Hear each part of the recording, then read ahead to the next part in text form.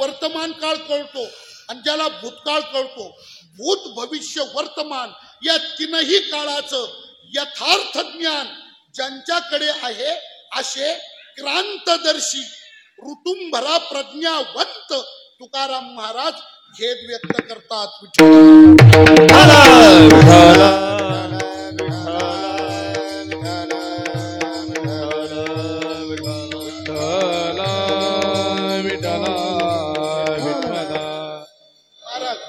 या तिन्ही काळाचं ज्ञान आपल्याकडे नाही.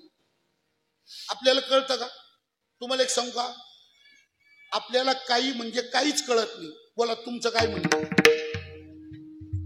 आपल्याला काही म्हणजे काहीच कळत नाही. तुम्हाला काय वाटतं? आता काय झालं समजा, प्रत्येकाला असं वाटतं मी लय हुशार आहे, मी लय शहाणा आहे, मला लय कळत. आणि सध्या तर कोणी स्वतःला कमी समजायला तयार नाही, स्वतःला कोणी लहान समजायला तयारच नाही. प्रत्येकाची कॉलर अशीच आहे. काय काय तर म्हणतात तो नाती कोणाच्या लागला, आपण म्हणजे कोण आहे, आपण कोणाला जमून देत असतो का, तालुक्यात आपला कोणी हात धरतं का? स्वतःला कोणी कमी मानायला लेखायला तयारच नाही. प्रत्येकाला असं वाटतं मी लय हुशार आहे, मला लय कळतं. पण मी तुम्हाला सांगतो ऐका, आपल्याला काही कळत नाही म्हणजे काहीच कळत नाही. कस काय? लक्षात आणून देतो. तुम्हाला वाटत असेल आम्ही लय हुशार आहे आणि आम्हाला लय कळतं असं वाटतं तुम्हाला. मग सांगा बरं, तुम्ही इथं यायच्या आधी म्हणजे इथं जन्माला यायच्या आधी कुठं होते? सांगा बरं. काय कळ? इथं आले तर कुठून आले? तुम्ही इथं जन्माला आले त्यापूर्वी कुठं होते, कुठून इथं आले? काही आठवतं? भूतकाळ काही कळतो? प्रश्न विचारला की नाही? आलाशी कोठोनिया, कुठून आलो आपण? काही तपासलं? हस्तमलकाला आद्य शंकराचार्यांनी हा प्रश्न विचारला होता. कस्त्वं शिशो त्वं कुतोषि गंता किन्नामते त्वं कहा आगतोषि. कुठून आलायस तू? त्वं कहा आगतोषि, बाळा कुठून आलाय तू? म्हणजे आपण इथं जन्माला यायच्या आधी कुठं होतो आपल्याला काही आठवत नाही, म्हणजे भूतकाळ कळत नाही. बरं जाऊ द्या, मागचं नसेल कळत पण पुढचं तर दिसत असेल ना. काय मग सांगा बरं, भविष्य काळातलं पुढं म्हातारपणी आपलं काय होणार आहे? डायबिटीस होणार आहे का, बीपी वाढणार आहे का, लकवा मारणार? सांगा बरं काय होणार आहे? काय कळत नाही. याच्यापेक्षा पुढे बोलू का? काय महाराज ऐका, काहींना माग काय होतं ते कळत नाही, पुढं काय होणार आहे ते कळत नाही, ते मरू द्या. काहींना मागचं कळत नाही, ते मरू द्या. पुढचं कळत नाही, ते जाऊ द्या. पण काहींना सध्या काय चाललंय ते कळत नाही. बोला. भूतकाळाचं यथार्थ ज्ञान आहे, ज्याला वर्तमानाचं यथार्थ ज्ञान आहे, आणि ज्याला भविष्याचं ज्ञान आहे त्याला त्रिकालज्ञ म्हणतात. एक, त्याला क्रांतदर्शी म्हणतात. दोन, आणि त्याची जी प्रज्ञा आहे बुद्धी तिला ऋतुंभरा प्रज्ञा म्हणतात. विठ्ठल ऋतुंभरा प्रज्ञा, ऋतुंभरा प्रज्ञा. ऋतुंभरा प्रज्ञा म्हणजे काय हो? तत्वज्ञानामध्ये वेदांतामध्ये ऋतुंभरा प्रज्ञा तिला म्हणतात. कोणाला?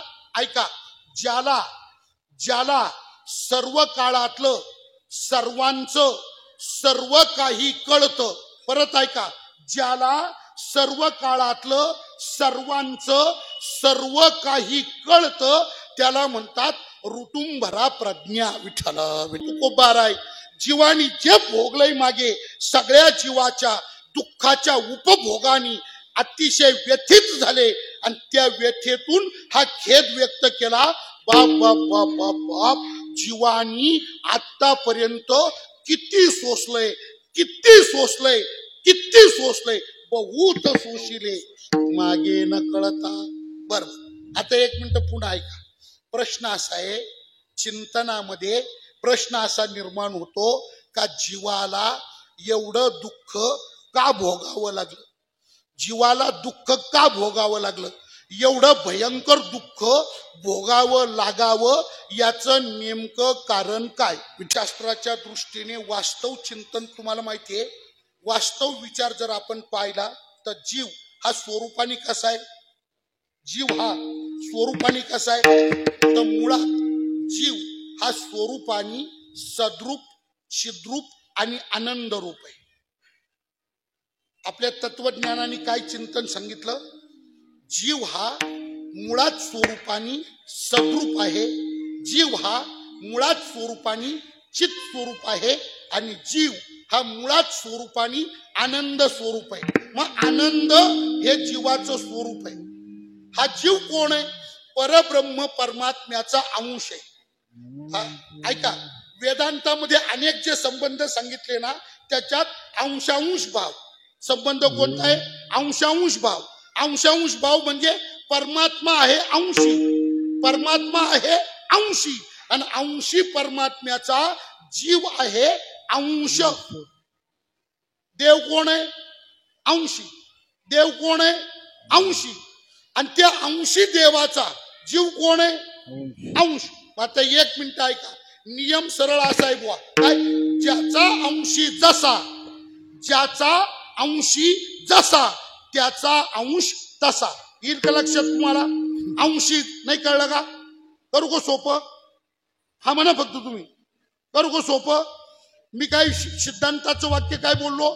ज्याचा अंशी जसा त्याचा अंश तसा. नाही कळलं का? बोलू का सोपं? ज्याचं बी जसं त्याचं फळ तसं. वाहे पोटी तोची समतोक, समतोक. वाहे पोटी तोची समतोक, समतोक. वाहे पोटी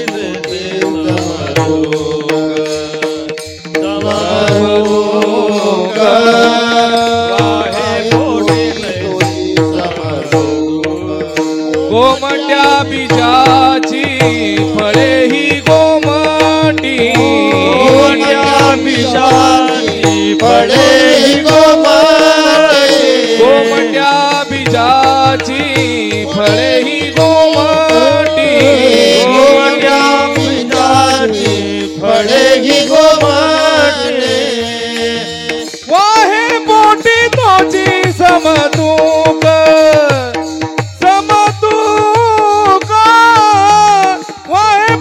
तोची समतूक, समतूक. वाहे पोटी तोची समतूक, समतूक. वाहे पोटी तोची समतूक,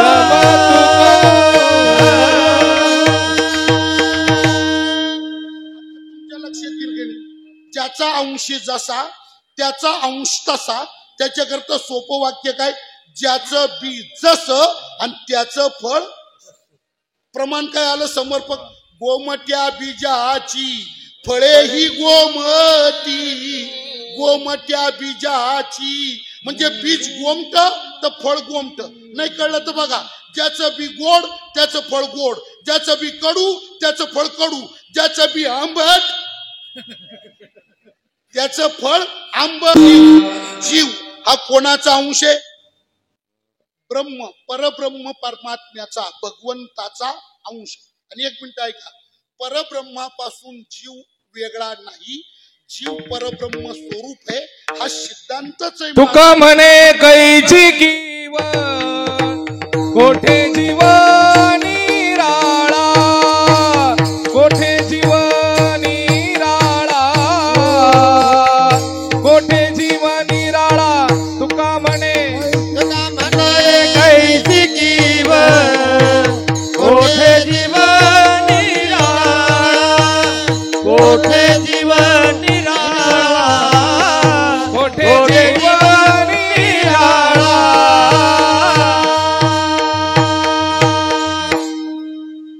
ब्रह्मस्वरूपापासून जीव वेगळा नाहीच. ऐका, महर्षी व्यासांनी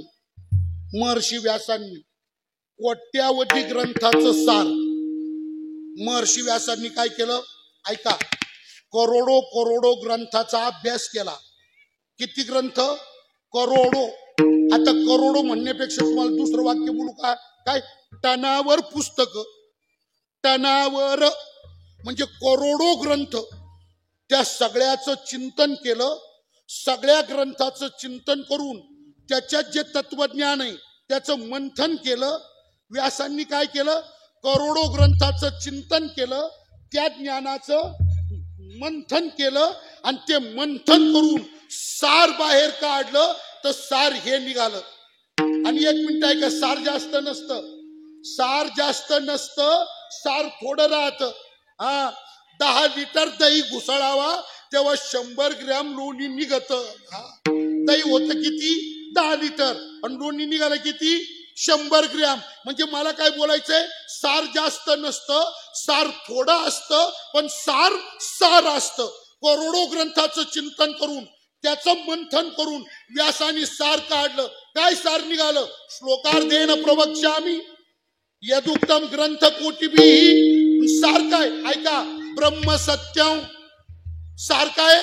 ब्रह्म सत्यम 1, जगन मिथ्या 2 आणि तिसरा ऐका, जीवो ब्रह्मैव नापरा. 3 सार निघाले, म्हणजे 3 तत्व निघाले. पहिलं तत्व काय? ब्रह्म सत्यम 1. दुसरं तत्व काय? जगन मिथ्या. आणि तिसरं तत्व काय? जीवो ब्रह्मैव नापरा. कसा आहे जीव? व्यास महर्षी म्हणतात स्वरूपाने जीव कसा आहे? जीवो ब्रह्मैव. जीव स्वरूपाने जीवो ब्रह्मैव, जीवो ब्रह्मैव ना पराहा. ना पराहा म्हणजे वेगळा नाही, ब्रह्मापासून वेगळा नाही. जीवो ब्रह्मैव ना पराहा म्हणजे जीव केवळ ब्रह्मस्वरूप आहे. मूर्खने वर्मा संत चरण, मूर्खने वर्मा संत चरण, मूर्खने वर्मा संत चरण, मूर्खने वर्मा संत चरण. तुका म्हणे हा तो स्वयं परब्रह्म, तुका म्हणे हा तो स्वयं परब्रह्म, तुका म्हणे हा तो स्वयं परब्रह्म, तुका म्हणे हा तो स्वयं परब्रह्म. मूर्खने वर्मा संत चरण, मूर्खने वर्मा संत चरण, मूर्खने वर्मा संत चरण, मूर्खने वर्मा संत चरण.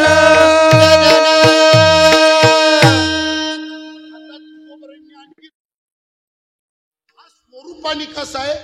स्वये परब्रह्म. तुका म्हणे हा तो स्वये परब्रह्म. मग जीव कसा आहे? ब्रह्म स्वरूप आहे. आणि ब्रह्माचं स्वरूप काय आहे? आनंद द्वय नित्य निरामय, आनंद द्वय नित्य निरामय, आनंद द्वय नित्य निरामय, आनंद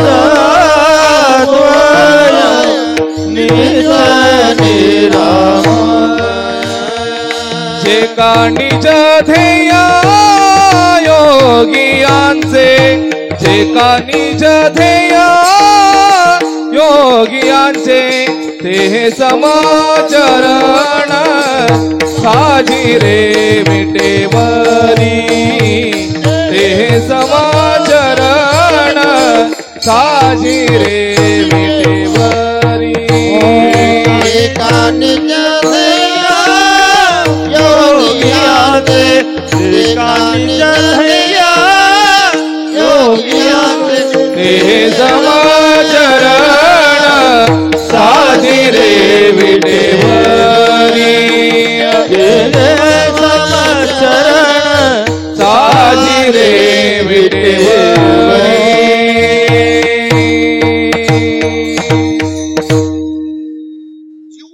चिंतन आपण असं करतोय, जीव हा स्वरूपाने परब्रह्म स्वरूप आहे. आणि जीव जर ब्रह्म स्वरूप आहे तर ब्रह्म स्वरूपाने कसं आहे?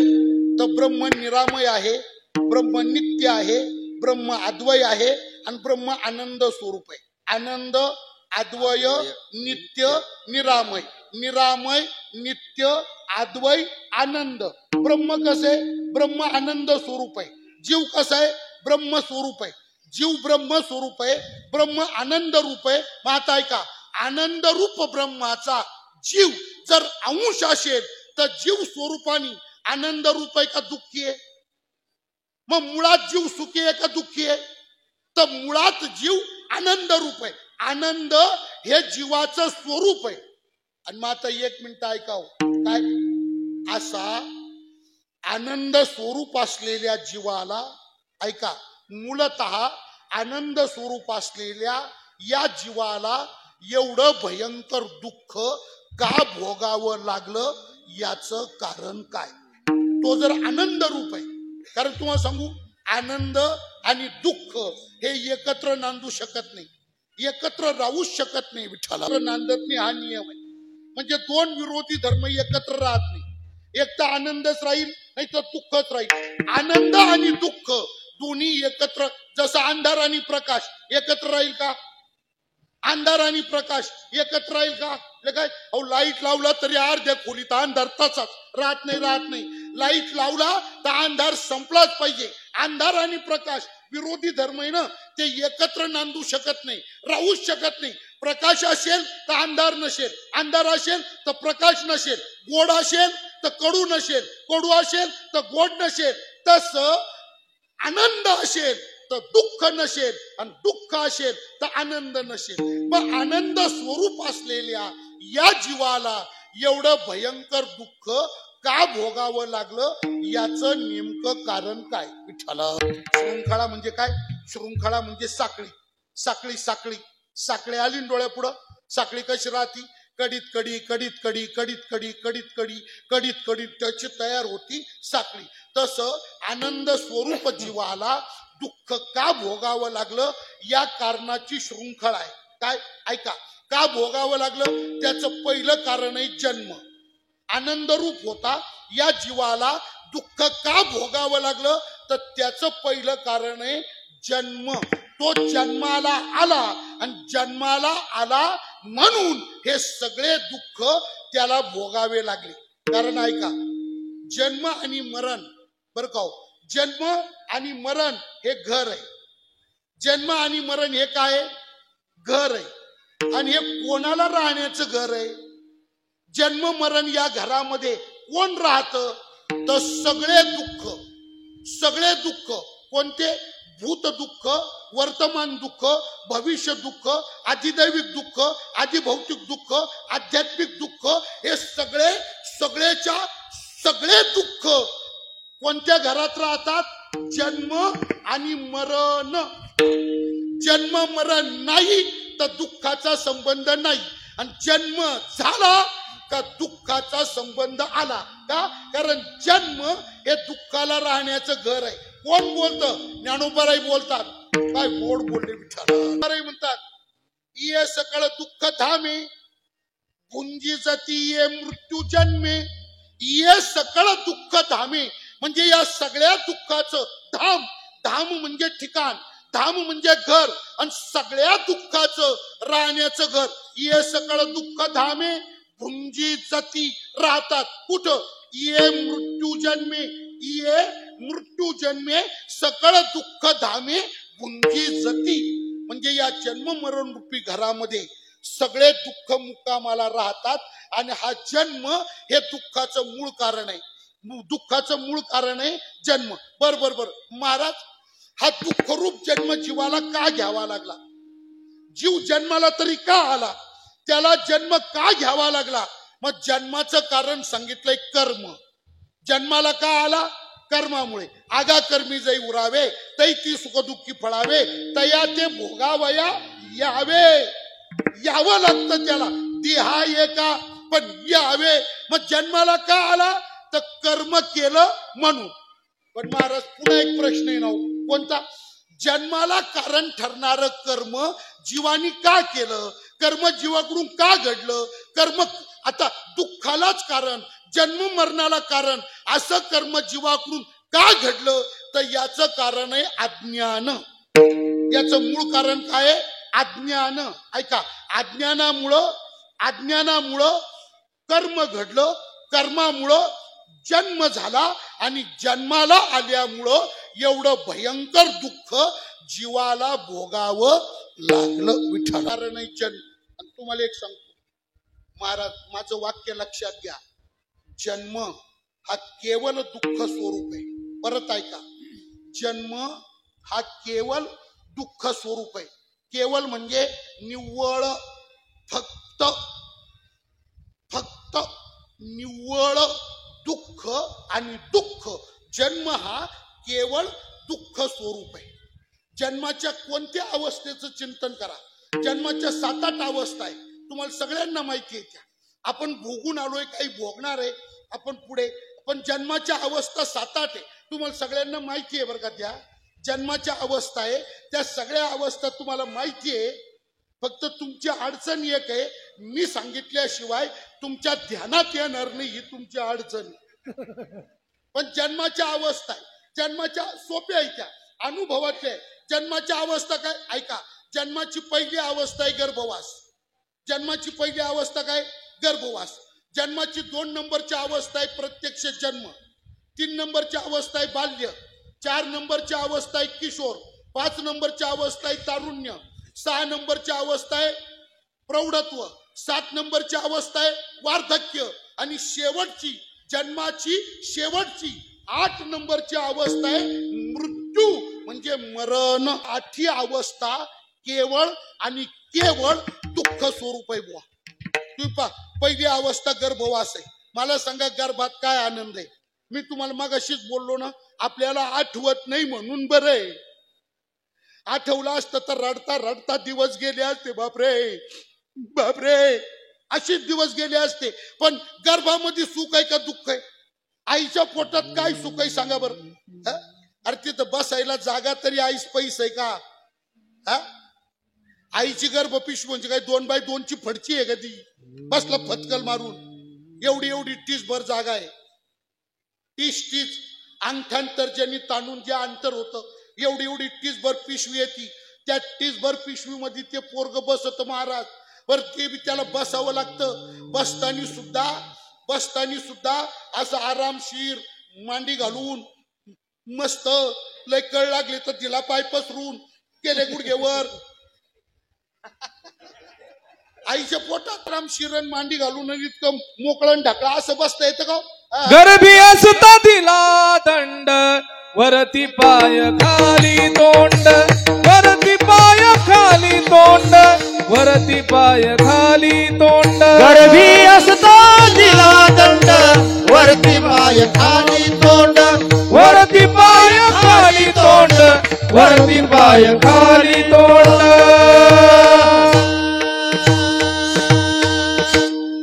इथं बसायची पोझिशन काय आहे? खाली डोकं आणि वर पाय. कसं बसावं लागतं? खाली डोकं आणि वर पाय. आणि ते बी बसावं लागतं म्हणजे किती? 10 ते 12, 9 ते 11, 7 ते 9. किती बसावं लागतं? 7 ते 9 मध्ये आपण किती आसनं बदलितो? 7 ते 9च राहतं, पण आसनं किती बदलितो? आणि तिथं 9 महिने 9 दिवस खाली डोकं वर पाय. वरती पिशवी अशी पॅक राहते महाराज. कुठून हवा यायला सुद्धा जागा नाही. किती उन्हाळा कडक राहू दे. बर ती गर्भाची पिशवी जठराग्नी जवळ राहते. तो जठराग्नी प्रदीप्त होतो तेव्हा त्या गर्भाशयातलं पाणी उकळतं. त्या गर्भाच्या भोवती पाणी राहतं आणि ते पाणी उकळतं. पाणी उकळतं आणि त्या उकळत्या पाण्यात 9 महिने 9 दिवस तो गर्भ असा उकडून निघतो. उकडून शब्द येतो लक्षात? उकडून नाही लक्ष झालं तुमच्या? ऐका ऐका. कुकर मध्ये टाकायच्या आधी बटाटा कसा राहतो?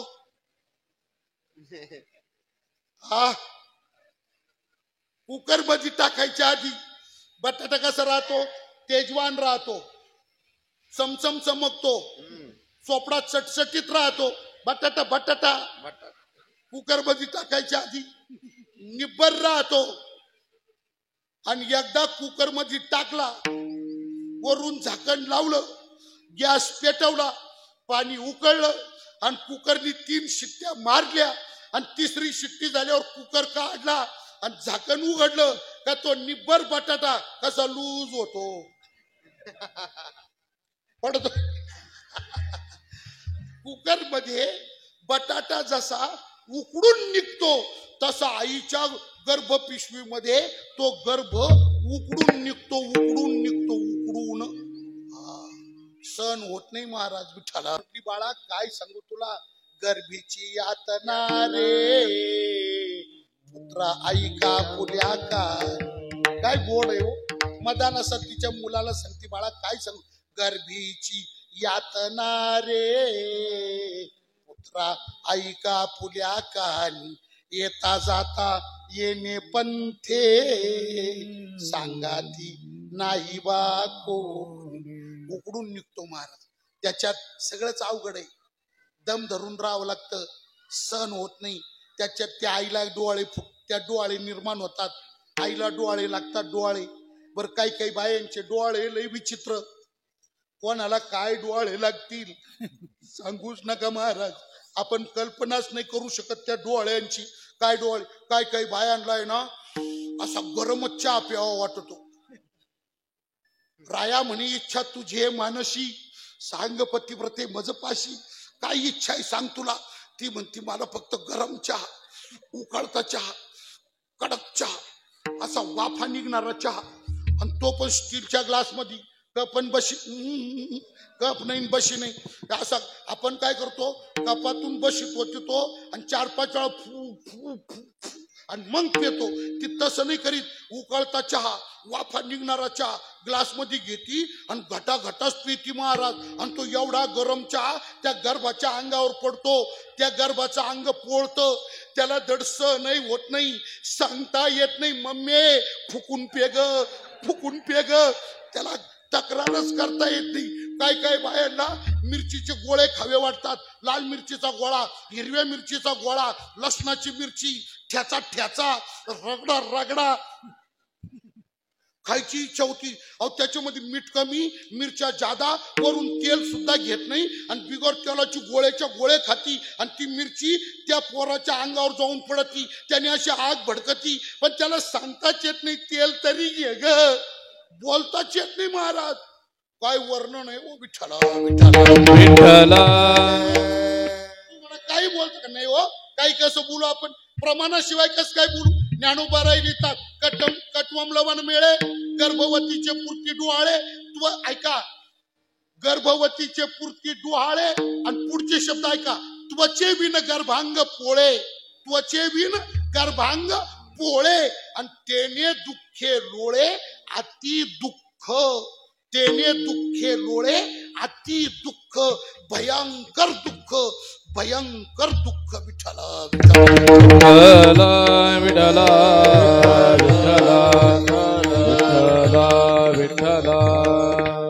तिथं राहायचं. 9 महिने 9 दिवस तिथलं संपलं का मग जन्म. ते जन्माचं पण अवघडच आहे महाराज. पोरग जेव्हा जन्माला येतं, आता तरी काय झालं, तंत्रज्ञान सुधारलं, काळ सुधारला, भौतिक म्हणजे विज्ञानाचे फार आपल्यावर उपकार झाले. विज्ञानाने जग फार बदलून टाकलं महाराज. नाही तर 50 वर्ष मागे गेले ना, आपल्या जन्माच्या टायमाला, आपला जन्म झाला त्या काळात जर गेलो ना, तर तेव्हा गावोगाव डॉक्टर्स नव्हते, हॉस्पिटल नव्हते. आणि सर्वात महत्वाची गोष्ट काय होती, शिजरची व्यवस्था नव्हती. पूर्वी शिजर हा प्रकारच नव्हता.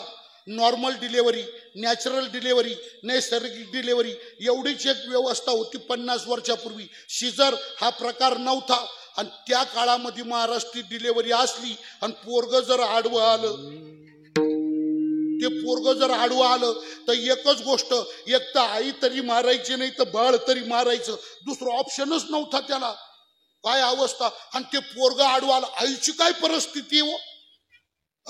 ज्ञानोबारायांनी मदालशेत वर्णन केलं की नाही, आईची काय, ऐका ना काय अवस्था आहे आईची. ज्ञानोबाराय सांगतात, 9 मास कष्टलिशी 10व्याने प्रसूत झाली, येताची कर्म जाड तुझी मान अडकली, आकांतु ते जननीये दुःखे दाये मोक, स्मरे त्या हरी हरा द्याई श्री कृष्ण माऊली. काय अवस्था आहे. येताची कर्म जाड तुझी मान. ती आई नुसती वरडत नाही, नुसती आरडत नाही, मग आकांत करते दुःखाचा. शब्द काय वापरला? आकांतू ते जननीये दुःखे धाये मोकली. आता सुविधा झाल्या, पहिला अवघड होतं विठ्ठला. दवाखान्यात बायकोला डिलिव्हरीला नेलं, त्यांनी डिलिव्हरी रूम मध्ये नेलं डॉक्टरनी, आणि पोरगा आडवा आलं. बाहेर बाप होता, अस्ताव्यस्त होता, फुल टेन्शन मध्ये होता, अतिशय चिंताक्रांत होता, फुल टेन्शन मध्ये. एक तर निर्णय नव्हता. निर्णय कोणता नव्हता? जिलबी का पेढे, जिलबी का पेढे, जिलबी का पेढे, हा निर्णय नव्हता. पोरगा का पोरगी, पोरगा का पोरगी. नंतर मनाची तयारी केली, काय का होईना, पोरगा तर पोरगा, पोरगी तर पोरगी, पण लवकर बायको मोकळी व्हावा देवाची प्रार्थना करत होता. गणा गणा गणा गणा अशा फेऱ्या मारित होता. तेवढ्यात डॉक्टर दरवाजा उघडून बाहेर आला. यांनी डॉक्टर काय, डॉक्टर काय, डॉक्टर जिलबी का, डॉक्टर म्हणले अजून जिलबी नाही, पेढे नाही. आणि आता काय? डॉक्टर म्हटले प्रसंग बाका आहे, एकदम टोकाचा प्रसंग आहे, आणि आपल्याकडे वेळ फार कमी आहे, पोर आडवा आलंय बाळ. मग आता म्हटले आता एकच एक तर बाळ तरी वाचल, नाही तर आई तरी वाचल. तर काय करायचं तुम्ही सांगा, आई जगवायची का बाळ जगवायचं? आणि या फॉर्मवर सही करा, त्याप्रमाणे तुम्ही सांगाल तसं होईल. एक तर बाळाला मारावं लागल, नाही तर आईला मारावं लागल. आता काय करायचं बोला, नेमकं सांगा काय करायचं? आई मारायची का बाळ मारायचं? नेमकं काय करायचं? म्हणजे आई जगली पाहिजे का बाळ जगलं पाहिजे? काय बरं तुम्ही सांगा, बसले बसले जाऊ द्या, कोण जगलं पाहिजे? सहजो बसल्या बसल्या तुमचं काय मत आहे बुवा? तसं नाही हो, फक्त बसल्या बसल्या तुमचं काय मत आहे बुवा? तुम्हाला काय वाटत? सहज कोण वाचलं पाहिजे? हा काय पुन्हा बदलायचं नाही बरं का? आई म्हटले ना तुम्ही, आई जगली पाहिजे ना, म्हणजे बाळ मेलं तर चालेल ना, पोरग मेलं तरी चालेल ना, आई जगली पाहिजे ना, बरोबर आहे ना? हेच उत्तर आहे. पुन्हा बदलायचं नाही, नाही तर पाल इकडं जाल कमळाकडं, असं बदलायचं नाही. पुन्हा काय म्हटले तुम्ही, कोण जगलं पाहिजे? आई. हा बर, एक मिनिट फक्त असा विचार करा, तुमच्या जन्माच्या टायमाला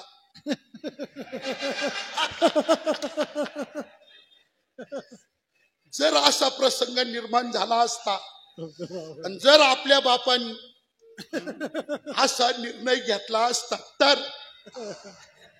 पण जाऊ द्या, मी फक्त विनोद केला. तुम्हाला एक सांगतो, तुम्ही दिलेलंच उत्तर बरोबर आहे.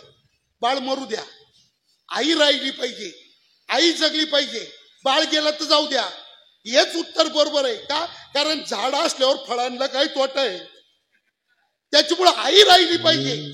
मला काय सांगायचंय महाराज, जन्माची अवस्था सुद्धा भयंकर दुःख, मग गर्भ दुःख, जन्म दुःख, बाल्य तर दुःखच आहे. बालपणात पण काही कळत नाही, सांगता येत नाही, सगळं दुःख, सगळं बालपणातलं दुःख, किशोर अवस्था दुःख, तारुण्यात एकच दुःख, तारुण्यात एकच दुःख, जवानीत आला, वयात आला, दाढी मिशी फुटली, एकच दुःख, एकच दुःख. कोणतं? बाबा लगीन, बाबा.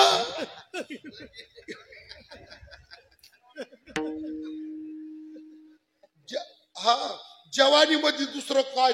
तारुण्याच्या मध्ये न माणी कोणाची, तारुण्याच्या मध्ये न माणी कोणाची,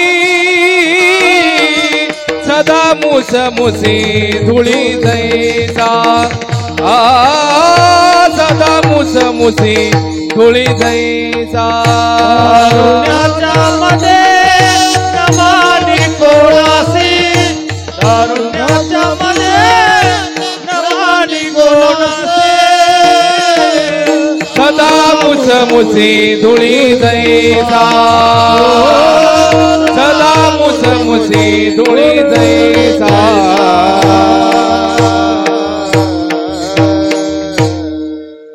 बालकपण मोखेल गमायो, तारुणपण मोकाम, अब तुम कब सुमरोगे राम, अब तुम कब सुमरोगे राम. तारुणपण मोकाम, डोकं बधीर होतो बुवा, विचारच राहत नाही, त्या डोक्यात एकच गणगण राहती, लग्न बायको, लग्न ते बापाचं ऐकत नाही, आईचं ऐकत नाही, माग गुरकत. अरे अण्णा कोणतं काम. एकदाच लग्न झालं, 2-4 पोरं झाले, आणि प्रौढ अवस्था 35च्या पुढे निघाला, 40च्या पुढं, आणि आता काय झाला, प्रौढ झाला. त्या प्रौढपणामध्ये भयंकर दुःख हो. प्रौढपणामध्ये काय, नुसतं गुराढोरासारखं राबायचं, गुराढोरासारखं राबायचं, कसा तरी पैसा कमवायचा, घरच्यांच्या मड्यावर घालीत राहायचा. आपलं काय होतं त्याचा विचार नाही करायचा, नुसतं गुराढोरासारखं राबायचं नुसतं. आणि सगळे नुसते असे लोचके तोडतात. आई बाप बहिणी भाऊ बायकू पोरं पोरी जाबाई, राहिले राहिले राहिले उरले सुरले सासूरवाडीचे. नुसते लोचके तोडतात, नुसते लोचके तोडतात, नुसते लोचके तोडतात बुवा. अरे त्या दिवसभर काम करून आंबट झालं, त्याला जीव नको नको झाला, आणि एवढ्या उन्हाचं काम करीत होता वावरामध्ये. संध्याकाळी घरी आला, आरामशीर आपला वाट्यावर बसला. वाट्यावर बसला तर तेवढ्यात बायको आली, ती म्हणे लाईट कट करून गेले. वायर पण आला आणि लाईट कट करून गेला. हा म्हटलं म्हणजे, अहो लाईट कट केली, लाईट कट केली म्हणजे, अहो आता अंधारात आहे आपण, लाईट नाही घरात, काय कस काय कट केली, कस काय कट केली. ती म्हणे 9 महिन्याचं बिल थकलं. ते म्हटले 9 महिन्याचं बिल भरल्याशिवाय लाईट लावून देणार नाही. चिंता करीत होता, तेवढ्यात पोरगी आली. ती म्हणे पप्पा, तिच्याकडे काय, सहल जायची आमची सिंगापूरला, 3 लाख रुपये भरायचे. हो सिंगापूर. आणि पोरीकडे पाहत होत, तेवढ्यात पोरे आला, पप्पा बुलेट घ्यायची. तेवढ्यात म्हातारा दोघं आले भाऊ. तिच्या गोळ्या सपल्यात माझ्या. असा वैतागला महाराज, असा वैतागला, असा टेन्शन मध्ये आला, वैतागला, हातपाय झाडायला लागला.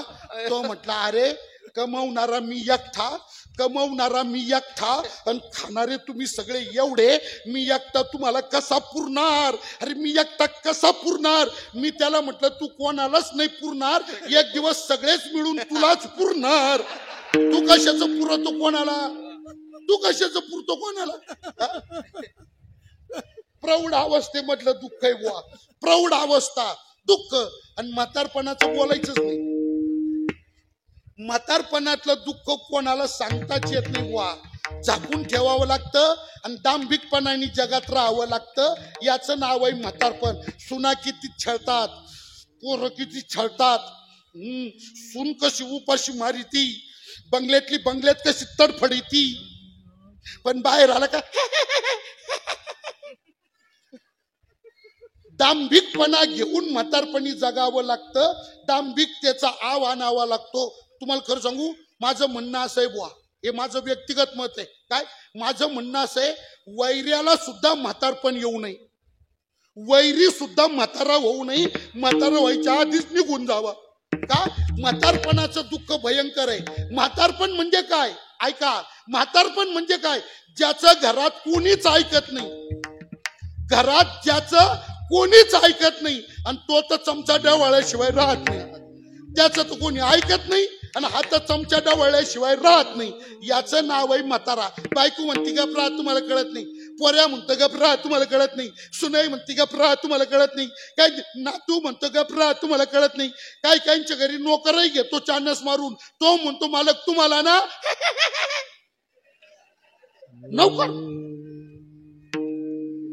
कसं जीवन आपल्या वाट्यावर आलो, आपलं कोण होतो आपण, कसं जगलो आपण, आणि सगळं दादांत म्हणतो तुम्हाला कळत नाही. लहानपणी आई बाप म्हणतो तुला कळत नाही, मोठे तरुणपणा बायको म्हणते कळत नाही, पुढे गेलं का पोरं म्हणतं कळत नाही, नातू म्हणतो कळत नाही, नोकर म्हणतो कळत नाही.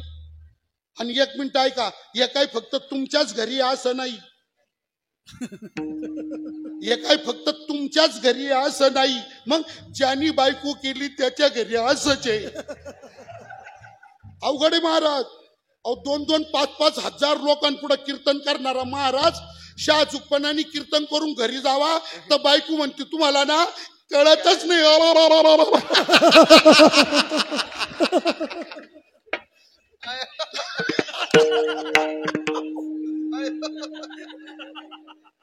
हाय की नाही आश्चर्य. शेवट तुम्हाला एकच वाक्य सांगू का? काय? या संसारात कोणाला कळत नाही हेच कळत नाही. अवघडच समस्या आहे महाराज. सगळं गणित अवघड आहे. म्हातारपणाचं दुःख आणि मृत्यूचं तर दुःखच आहे बुवा. मृत्यू आणि जन्म याचं भयंकर दुःख आहे विठ्ठला. जन्म मरणापरते दुःख आणि कोणते सांग पा. मला काय बोलायचं ऐका. जन्माच्या 8 अवस्था सांगितल्या मी. गर्भ, जन्म, बाल्य, किशोर, तारुण्य, प्रौढत्व, वार्धक्य आणि मृत्यू. जन्माच्या सगळ्या अवस्था केवळ दुःख स्वरूप आहे. आणि जीवाला दुःख का भोगावं लागलं तर जन्माला आला म्हणून. जन्माला आलाच नसता दुःखाचा संबंध नाही, आनंद रूप होता. जन्माला आला म्हणून दुःख भोगावं लागलं. बरोबर, ठीक आहे महाराज. पण आता सांगा, दुःखाला कारण असलेला हा जन्म जीवाला का घ्यावा लागला? त्याचं कारण सांगितलंय कर्म. जन्माला का आला? का जन्म मरणात अडकला? याचं कारण काय? कर्म. कर्म केलं, त्याचा भोग तयार झाला आणि त्या कर्माचा भोग भोगण्याकरता त्याला जन्माला यावं लागलं. कर्माचा सिद्धांत असं सांगतो, स्मृतिकार बोलतात स्मृती ग्रंथामध्ये, अवश्यम एव भोक्तव्यम कृतम कर्म शुभाशुभम ना भुक्तुम क्षीयते कर्म कल्पकोटी शतैरपि. कर्म भोगावंच लागतं आणि भोगूनच संपवावं लागतं. इथं स्मृतिकार काय म्हटले ऐका. कोणत्याही कायिक, वाचिक, मानसिक कर्माचा भोगल्याशिवाय क्षय होत नाही. भोगा वाचून कर्म संपतच नाही. कर्म भोगूनच संपवावं लागतं. ना भुक्तुम, किती स्पष्ट शब्द आहे. ना भुक्तुम क्षीयते कर्म. कर्म ना भुक्तुम क्षीयते. कर्म ना भुक्तुम क्षीयते म्हणजे भोगल्याशिवाय कर्म संपत नाही. मग कर्म केलं का भोग तयार होतो आणि तो भोगण्याकरता जन्माला यावं लागतं. असं जन्माला घालणार, दुःखरूप जन्माला घालणार कर्म, हे कर्म तरी जीवानी का केलं? कर्म जीवाकडून का घडलं? त्याला कर्म का करावं लागलं? ऐका, दुःखाला कारणीभूत असलेलं कर्म जीवानी का केलं तर याचं कारण आहे अज्ञान. याचं कारण काय? अज्ञान. कोणतं अज्ञान आहे हे? स्वरूपाचं अज्ञान. मी कोण आहे? को अहम. को अहम, मी नेमका कोण आहे या स्वरूपाला दादांत विसरला, अन्यथा रूपाला जाऊन चिकटला आणि त्याच्यामुळं त्याच्याकडून दुःख स्वरूप कर्म घडलं. आणि त्या म्हणजे या सगळ्याचं कारण काय? अज्ञान. अज्ञानाच्या 2 शक्ती आहे. ऐका, अज्ञानाच्या 2 शक्ती आहे. विक्षेप शक्ती आणि आवरण शक्ती. अज्ञानाच्या शक्ती 2, विक्षेप आणि आवरण. अज्ञानाची आवरण शक्ती काय करते? आपल्या मूळ स्वरूपाला झाकून टाकते, मूळ स्वरूपाला पांघरून टाकते, मूळ स्वरूप झाकून घेते आणि नसलेलं रूप आपल्या समोर आणून त्याच्यात अडकवून कर्म करायला लावती. अज्ञानाची आवरण शक्ती. भगवान गीतेत बोलले, अज्ञानेनावृतम ज्ञानम तेन मुह्यन्ति जंतवा तेन ज्ञानम अज्ञानम आवृतम. म्हणजे मूळ स्वरूपाचं ज्ञान अज्ञानाने झाकलं जातं, मूळ स्वरूप झाकलं जातं, त्याचं ज्ञान झाकलं जातं. अन्यथा रूप पुढे येतं आणि अन्यथा रूपामध्ये अडकून जीव कर्म करतो. त्याच्यामुळं भोगण्याकरता जन्माला यावं लागतं. आणि अज्ञानाची दुसरी शक्ती आहे विक्षेप. विक्षेप काय करतो? ऐका, अज्ञानाची विक्षेप शक्ती नसलेलं त्याच्या पुढे निर्माण करते आणि त्याच्यात त्याला गुंतवून टाकते. नसलेलं निर्माण करून त्याच्यात गुंतवते आणि त्याला फिरवीत राहते जन्म मरणामध्ये. म्हणून मूळ कारण काय? अज्ञान. आता 1 मिनिट ऐका. जीवाच्या मागे लागलेलं हे भयंकर दुःख जर जीवाला संपवायचं असेल, या दुःखातून त्याला मुक्त व्हायचं असेल, बाहेर पडायचं असेल दुःखाचा नाश करायचा असेल तर काय करावं लागेल, तर त्याला पहिलं अज्ञान निवृत्त करावं लागेल, म्हणजे अज्ञान संपवावं लागेल, अज्ञान घालवावं लागेल, कर्म संपवावं लागेल, जन्म संपवावा लागेल. मग जन्म संपला, कर्म संपलं, अज्ञान संपलं का जीव पुन्हा आनंदाला प्राप्त होणार आहे, जीव पुन्हा आनंद स्वरूप होणार आहे, त्याचं दुःख सगळं संपून जाणार आहे. पण दुःख संपण्याकरता काय व्हावं लागेल, ज्याच्यामुळे दुःख भोगावं लागलं तो जन्म, ते कर्म, ते अज्ञान हे त्याला संपवावं लागेल. पण एक मिनिट ऐका, आता काय एकेकाच्या नादी नाही लागायचं. आता काय काय ऐकणारे म्हणतील आता एक काम करू, कीर्तन आवरलं का 2 घास खाऊन घेऊ, घरी गेलो का मग या तिघांकडे पाहू, काय करू. तो म्हटला माधू आधी जन्म संपू, मग कर्माच्या मागे लागू, कर्माचं सपाटा करू, मग अज्ञानाकडे पाहू.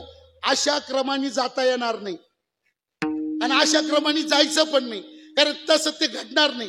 जन्म जाणार नाही, कर्म संपणार नाही आणि अज्ञान. मग काय करावं लागेल, एकच काम करा. तुम्हाला जर कर्म आणि अज्ञान, आपलं कर्म आणि जन्म, तुम्हाला जर जन्म संपवायचा असेल, कर्म संपवायचा असेल तर एकच काम करा, मुळावर घाव घाला. घाव कुठं घाला, मूळ पा मूळ, मुळावर घाव घाला. मग जन्माचं मूळ काय आहे, अज्ञान. जन्माचं मूळ काय आहे, अज्ञान. कर्माचं मूळ काय आहे, अज्ञान. हे कशातून निर्माण झाले, अज्ञानातून. मग तुम्ही काय करा, अज्ञानाकडे जा आणि फक्त अज्ञान निवृत्त करा.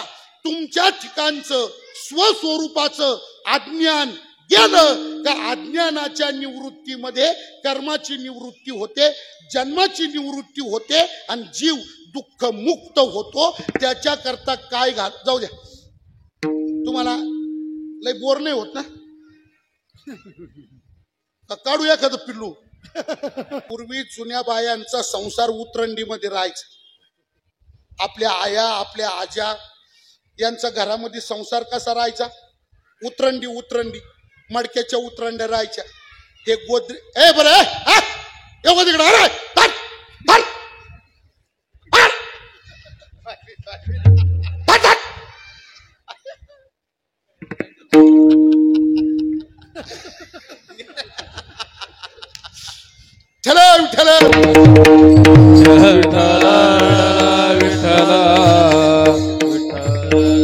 हे पेट्यान कुलपण गोदरेजची कपाटन आमकन धमकन हा चावटपणा आत्ता आला.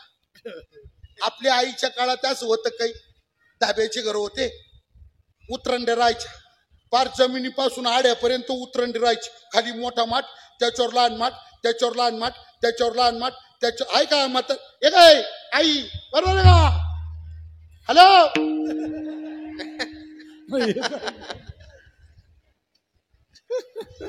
त्याच्यामुळे मला लक्षात आलं रेंज मिळालं म्हणून.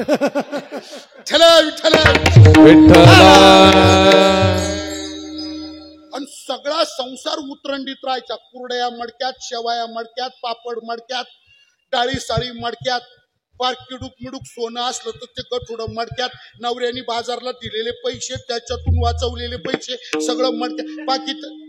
पाकिट नाही, पुकिट नाही, पर्स नाही, पुरस नाही, हा राडाच नव्हता महाराज. सगळं मडक्यात राहायचं आणि ती उतरण राहायची आणि सगळं मीठ मिरची सगळं मडक्यात. आणि त्या मडक्याचं काय, खाली मोठा माठ, त्याच्यावर लहान, त्याच्यावर लहान, त्याच्यावर गाडगं, त्याच्यावर गाडगं, त्याच्यावर गाडगं, आड्यापर्यंत. एक दिवस घरातले सगळे वावरात गेले होते, लहान पोरगी घरात होती, तिला जेवण करायचं होतं, मिठाची गरज पडली, भाजीला तिखट लागत होती, मीठ घ्यायचं होतं, पण मिठाचं गाडगं उतरंडीवर होतं, सगळ्यात वर होतं. तिचं काय हात पुराणा, तिने याच्यात टेबलावर वगैरे उभं राहू नाही पाहिलं, तिला काय हात पुराणा आणि मिठाशिवाय जेवण काय होईना.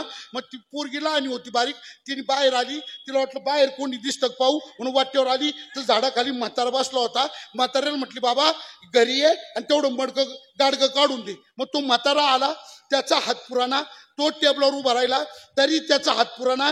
त्यांनी पुष्कळ तानातानी केली, पण म्हाताऱ्याला काही ते गाडगं काढता आलं नाही. म्हातारा वैतागला, टेबलावरून उतरला आणि म्हातारा त्या पोरीला म्हटला बेबी एक काम कर, म्हणजे काय ते गाडगं तसं काही निघणार नाही, एखादं लाकूड आण. तो काय म्हटला, एखादं लाकूड आण आणि त्या बेबीनी मनगटासारखं जाड हातभर लांब लाकूड आणलं, त्या म्हाताऱ्याकडे दिलं. तिला काय वाटलं, म्हातारा लाकडाने काढील बुवा गाडग. त्या म्हातारीने हातपाय ताणलेच नाही, असं वर खाली केलंच नाही. मग काय केलं, तिच्या हातातलं लाकूड घेतलं आणि खाली जो मोठ्या डेअरीचा होता ना, माझ्याकडे नका पाहू,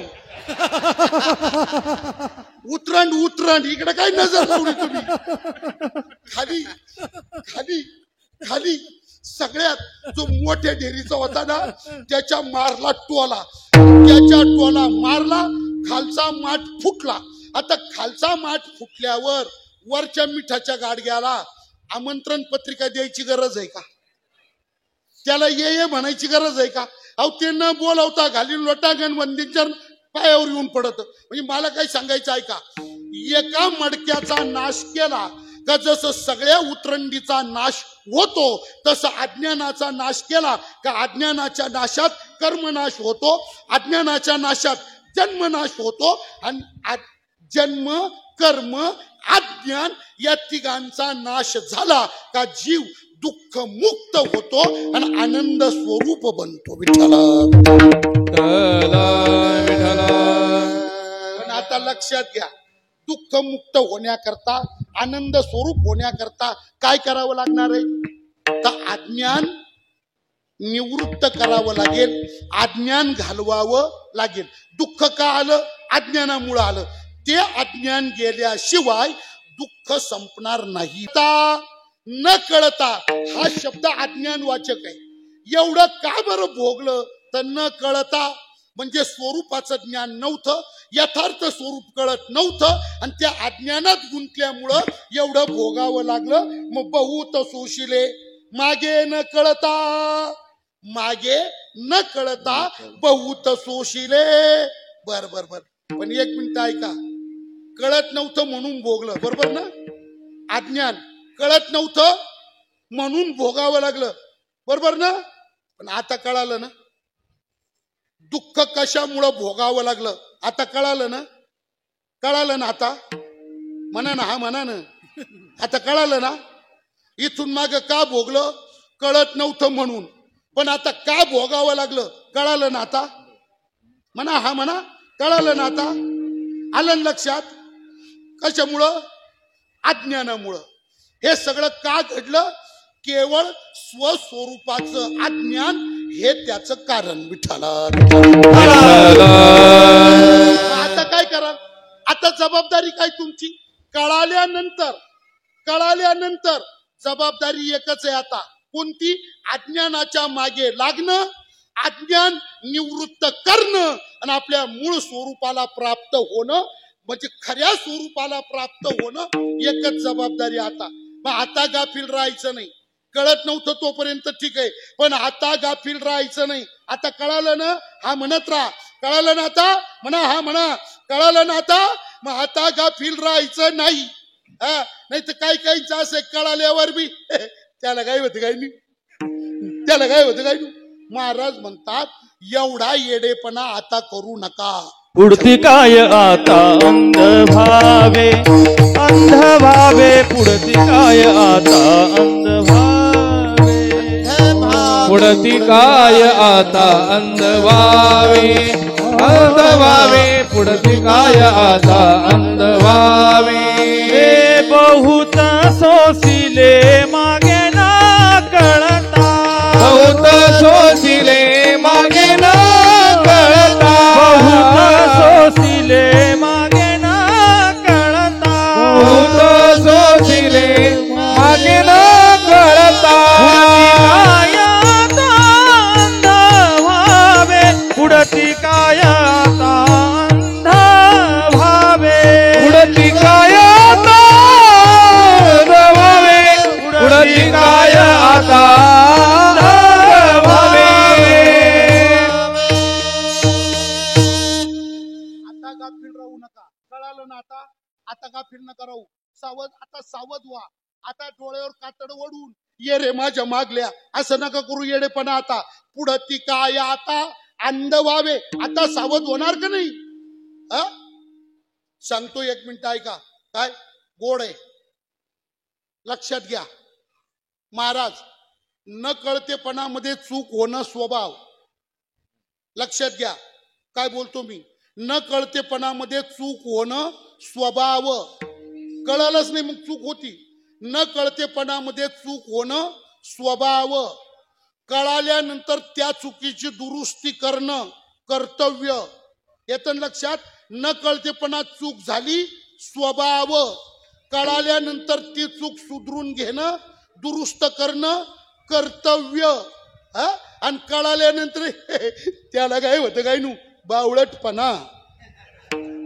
जीवनात एवढा कधी करू नका. कळत नव्हतं तोपर्यंत ठीक आहे, कळाल्यावरही पुन्हा तसंच वागायचं. हा येडेपणा आहे. विठ्ठला विठ्ठला. हे बघा एक मिनिट ऐका. अंधाराच्या वेळी ऐका अंधाराच्या वेळी गावाच्या जवळच्या रस्त्याने चालताना पायाला घाण लागणं स्वभाव.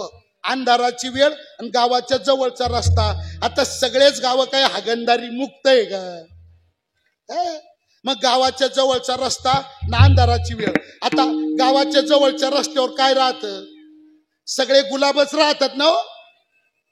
मग गावाच्या जवळचा रस्ता अंधाराची वेळ चालता चालता पाय भरणं स्वभाव. पण उजेडात आल्यानंतर पाय भरल्याचं कळालं आता धुवून टाकणं कर्तव्य. आणि कळाल्यावर त्याला काय होतं काय नू हा बावळटपणा. अंधाराच्या वेळी गावाच्या जवळच्या रस्त्याने चालला, बचकन पाय पडला आणि भरला. आता अंधारामुळे कशाने भरला त्याला कळालं नाही. ते बोट चाळायला लागलं पायाचे. अंधारामुळे काय बुवा चिखल आहे का काय बुवा कशाने पाय भरला बुवा त्याला काही कळ नाही बरं का. त्याच वल्ल गारगार लागायचं. ते आपलं पायाची बोट चाळायचं. पाय तर भरला पण नेमकं काय बुवा चिखल आहे काय माहिती बुवा. आता आपल्याला तरी भरला पाय. ते आपलं लंगडत निघालं. आणि मनपुरी लाईट होत ग्रामपंचायत काय म्हणते काय हायमॅक्स ना बरोबर ना. हायमॅक्स ते लाईट होता हायमॅक्सचा. त्या ग्रामपंचायतच्या लाईट पाशी आला. एका हाताने तो पोल पकडला आणि पाय वर केला. पोल पकडला आणि भरलेला पाय, पोल धरला आणि भरलेला पाय वर केला. आणि वर केल्यावर त्याने असं पाहिलं कशाने भरला पण त्याला काही मेळच लागेना. पाहिलं तरी त्याला काही कळाना, त्याला काही मेळच लागेना. भरला पण नेमका कशाने भरला बुवा, गाळानी भरला मेळच लागेना त्याला. भरला बो पाय. त्यांनी पाय वर केला पाहिला पण त्याला काही कळालं नाही, त्याला काही मेळ लागेना. त्यांनी पुढची स्टेप वापरली. पुढची स्टेप कोणती? पुढची स्टेप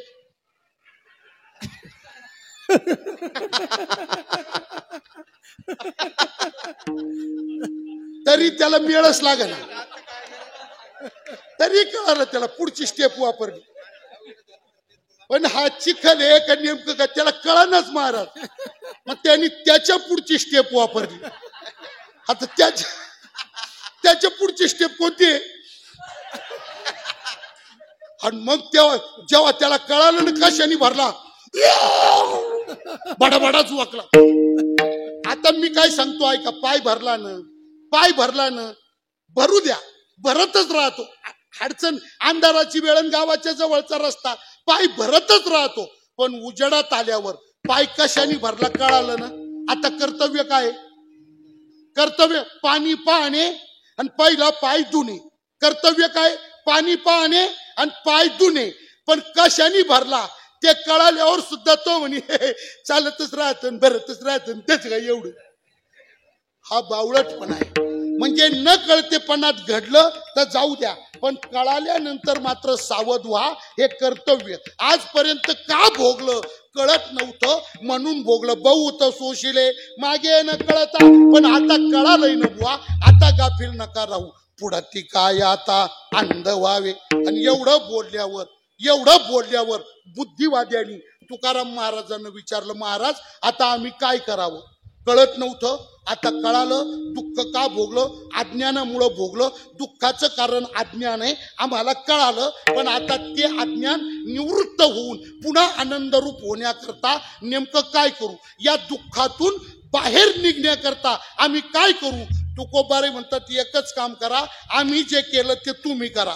काय करावं लागेल?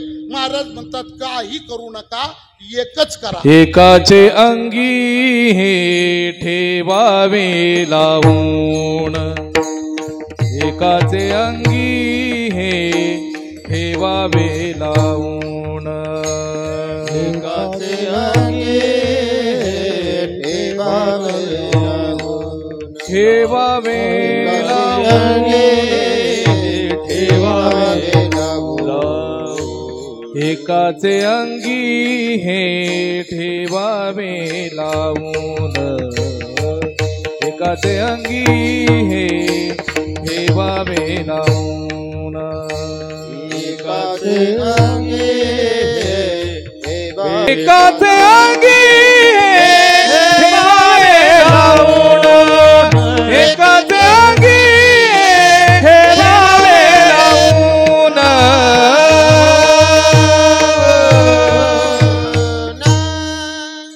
महाराज म्हणतात एक काम करा, एक जो परमात्मा, एक जो परमात्मा, या सगळ्या दुःखाचा भार त्याच्यावर टाकून द्या आणि तुम्ही त्याचं स्मरण चिंतन करीत राहा.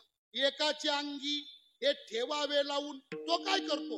त्याच्यावर भार घातला का तो आपल्याला दुःखातून बाहेर काढतो. तू का म्हणे भार घातलिया वरी होईल कैवारी नारायण, तू का म्हणे तया भार घातलिया. काय पुढं?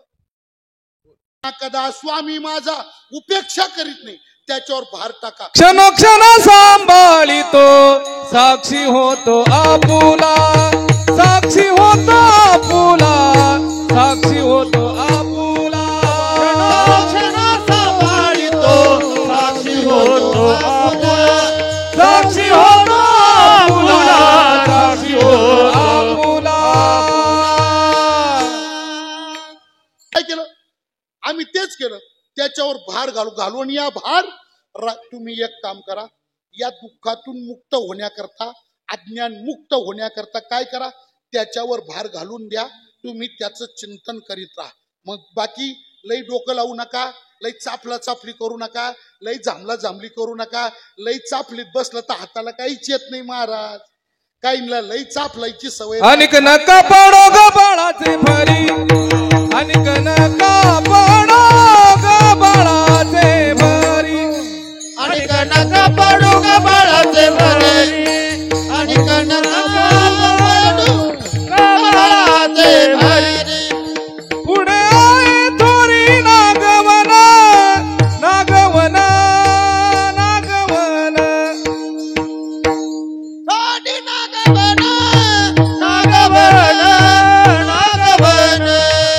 पुढे आहे थोरी नागवन, नागवन, नागवन,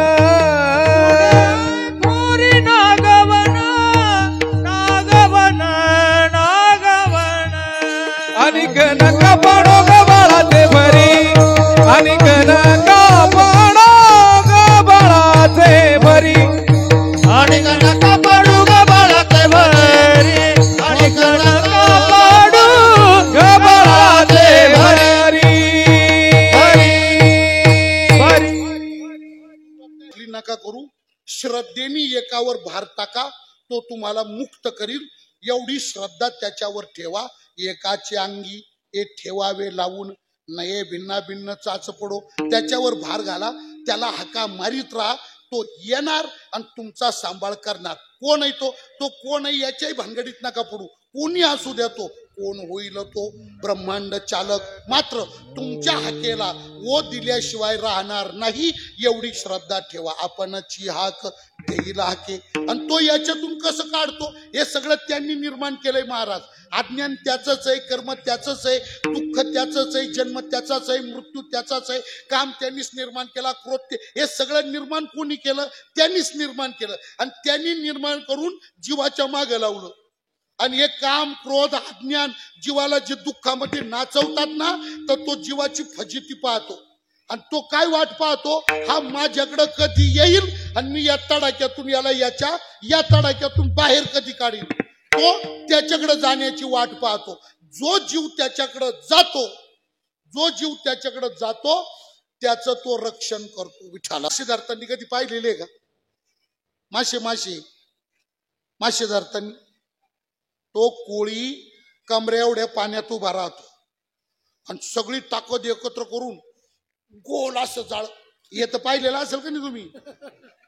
हा काय काय म्हणतो याला लयच बारीक माहिती रे सांगाय पुरतं त्यांनी गोल जाळ टाकलं आणि ते जाळ पाण्यात पडलं माशांना चाहूल लागते, माशांना चाहूल लागते आणि बरेच मासे चाहूल लागली का त्या जाळ्यात अडकू नये म्हणून नदीच्या काठाकडं पळतात. पुढं पळतात ते लांब पळतात, लांब काठाकडं पळतात, काठाकडं. आणि त्याच्यातले काही भाविक हुशार मासे काय करतात, त्याशी बाहेर नाही पळत, मग तो कोळी जिथं उभा आहे ना त्याच्या पायाकडे पळतात.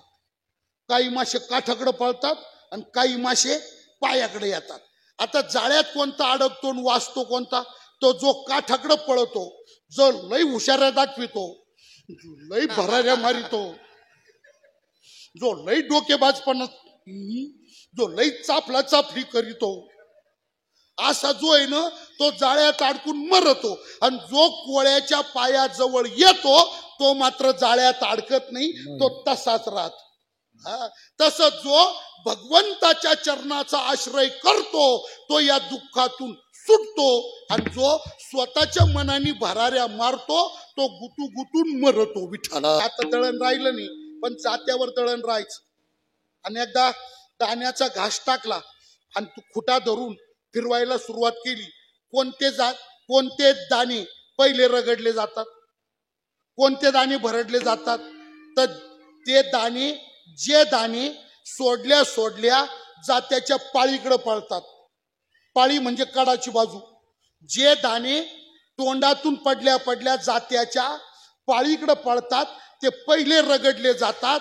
आणि जे दाणे घास सोडलं तिथं खुटा राहतो लोखंडाचा बारीक, त्या खुट्याला चिटकून राहतात, ते किती पायल्या दळातच तसेच राहतात, ते भरडले जात नाही. ते भरडले जातात का? ते दाणे भरडले जात नाही.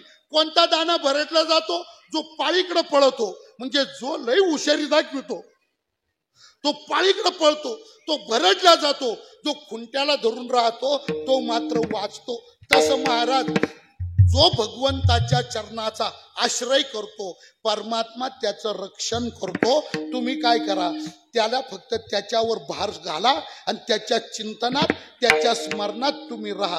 तो काय करतो, या सगळ्यातून बाहेर काढतो, कारण हे त्यांनी निर्माण केलं. तुका म्हणे दिली चेतवणी सुनी, तुका म्हणे दिली चेतवणी सुनी, दिली चेतवणी सुनी, तुका म्हणे दिली चेतवणी सुनी, तुका म्हणे दिली चेतवणी सुनी, तुका म्हणे दिली चेतवणी सुनी, म्हणे दिली चेतवणी सुनी, तुका म्हणे दिली चेतवणी सुनी. कौतुका वाचुनी ना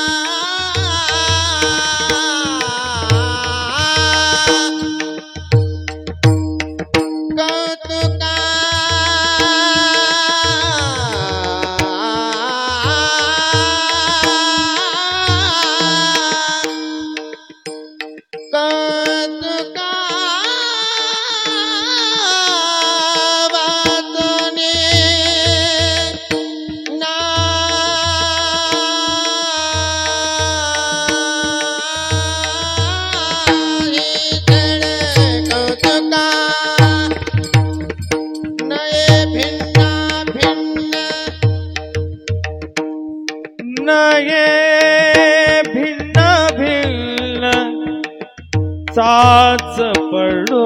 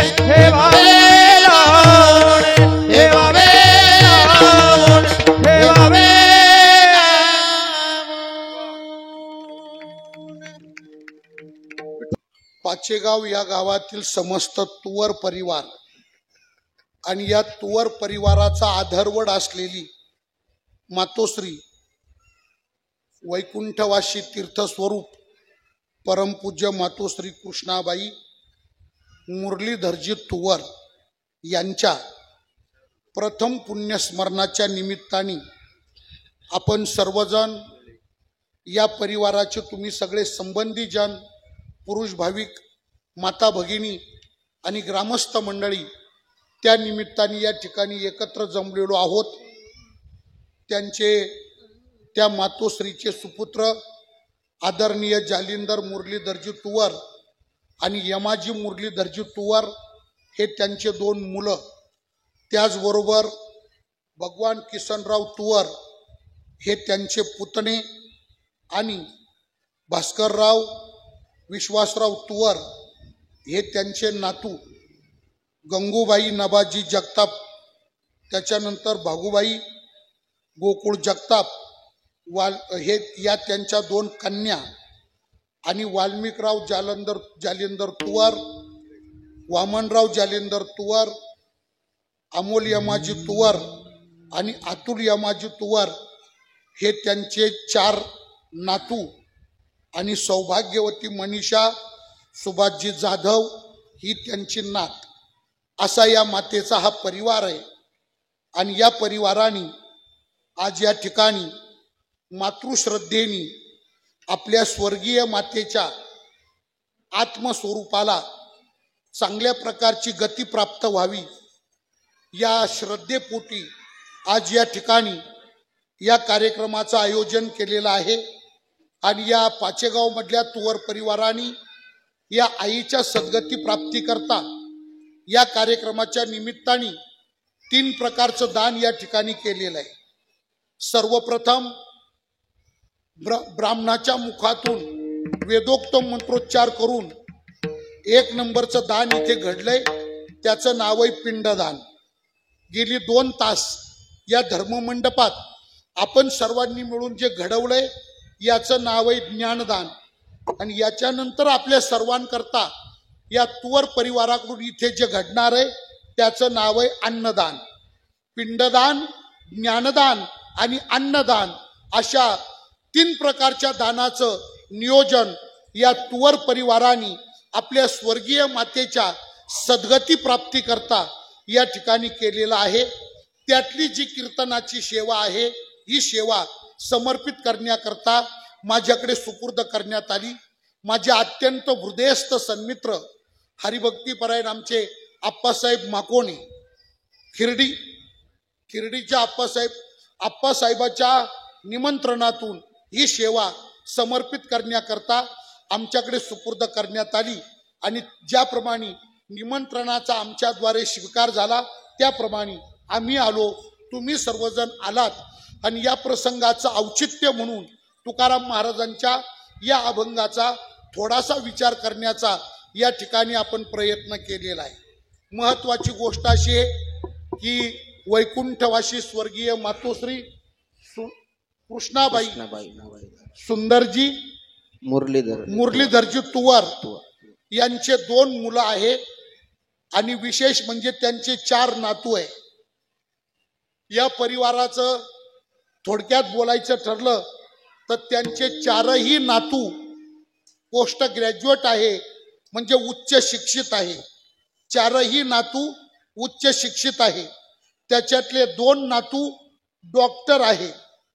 एक व्हेटरनरी डॉक्टर आहे आणि एक आपले नित्याप्रमाणे आपले डॉक्टर आहे. त्यांचं इथे हॉस्पिटल आहे, मोठा दवाखाना आहे. त्याच्यानंतर एक नातू आणि एक नातसून पुण्याला येरवाडा जेलचे जेलर म्हणून काम पाहतात. दोघं पती पत्नी येरवाडा जेलचे जेलर आहे. आणि त्यांचे एक नातू या पाचेगाव गावचे लोकनियुक्त सरपंच आहे. एक नातू सरपंच आहे, एक नातू व्हेटरनरी डॉक्टर आहे, एक नातू माणसांचा डॉक्टर आहे आणि एक नातू आणि नातसून पुण्यामध्ये येरवाडा जेलचं जेलर म्हणून पुण्यामध्ये कार्यरत आहे.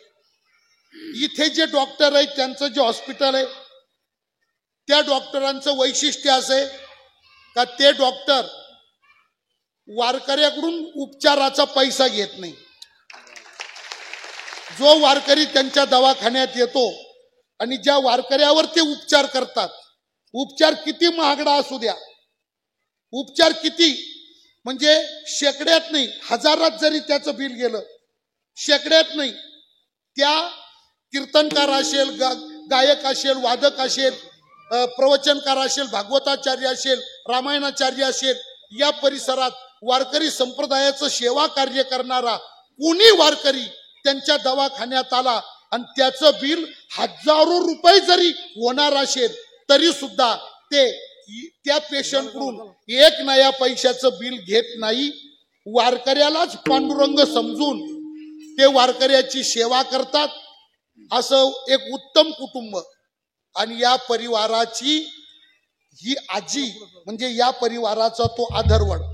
कोरोनाच्या काळामध्ये आमच्या आप्पासाहेबाची कन्या दिदी, आपली काय वैष्णवी दिदी, तिने क्रांती मोर्चामध्ये नगरला भाषण केलं आणि पॉझिटिव्ह झाली. तर तिला इथं डॉक्टरांच्या हॉस्पिटलमध्ये ठेवलं. तिला बरं करण्याकरता सगळा उपचार डॉक्टरांनी दिला. आप्पाकडून 1 नया पैसा नाही घेतला. का? वैष्णवी वारकरी संप्रदायाचं काम करती म्हणून 1 नया पैसा डॉक्टरनी तिच्याकडून घेतला नाही. असं सामाजिक भान असलेलं, समाजसेवारत असलेलं कुटुंब. या कुटुंबाला हा संस्कार आला कुठून? तर या आजीकडून आला. आणि म्हणून अशा या सुंदर कुटुंबाला घडवणाऱ्या या आजीचं हे प्रथम पुण्यस्मरण आहे. त्या निमित्ताने ही कीर्तन रूपी सेवा आपण या ठिकाणी संपन्न केली की प्रभूच्या चरणी समर्पित करून सेवेला पूर्णविराम द्यायचा आहे. आदरणीय आमचे हरिभक्तीपरायण किशोरजी महाराज शेळके, आदरणीय हरिभक्तीपरायण आमचे सुनीलजी महाराज पारे, आदरणीय हरिभक्तीपरायण मृदुंगाचार्य अनिलजी महाराज टेकुडे, त्याच्यानंतर आपले आदरणीय हरिभक्तीपरायण संदीपजी महाराज, त्याच्यानंतर आदरणीय हरिभक्तीपरायण वागचौरे महाराज आणि आमचे अत्यंत हृदयस्थ सन्मित्र आणि आमचे गुरुबंधू हरिभक्तीपरायण संजयजी महाराज सरोदे, त्यांच्याकडे लय कीर्तन केले महाराज मी. तुम्हाला काय वाटलं आजच भेटला काय? जमाना गेला त्यांच्या गावात कीर्तन करता करता, जमाना गेला जमाना. लय कीर्तन तेव्हा गाड्या नव्हत्या. 90, 91, 92, 93, 94, 95, 96, 97, आता किती सांगायचं. एसटीने यायचो, श्रीरामपूरला उतरायचो, टाकळी भांडला यायचो. त्यांची मोटरसायकल टाकळी भांडला घ्यायला यायची. हा, डिसेंबर मध्ये गीता जयंतीला सप्ताह फुल गारठा. आणि मग रात्री 8ला आणि 8:30ला टाकळी बांधून मोटरसायकलवर कीर्तनाला. असं आमचे गुरुबंधू आहेत. आमच्याच बरोबर आळंदीला ते पण होते.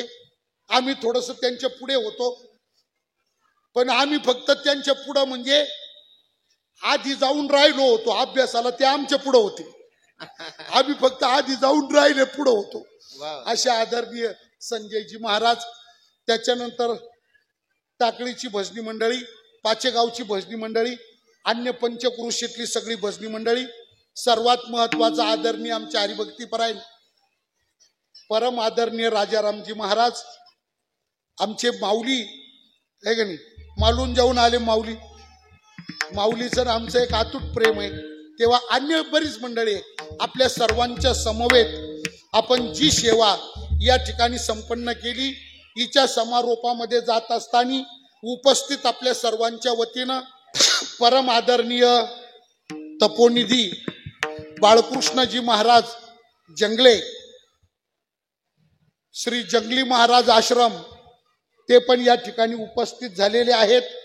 आपल्या सर्वांच्या वतीनं शब्दसुमनांची आदरांजली म्हणून या संपूर्ण पिंडदान, ज्ञानदान, अन्नदान या त्रयदानातून जे पुण्य निर्माण असेल, हे सगळं पुण्य भगवंताच्या कृपेनं मातोश्रीच्या आत्मस्वरूपाला प्राप्त हो.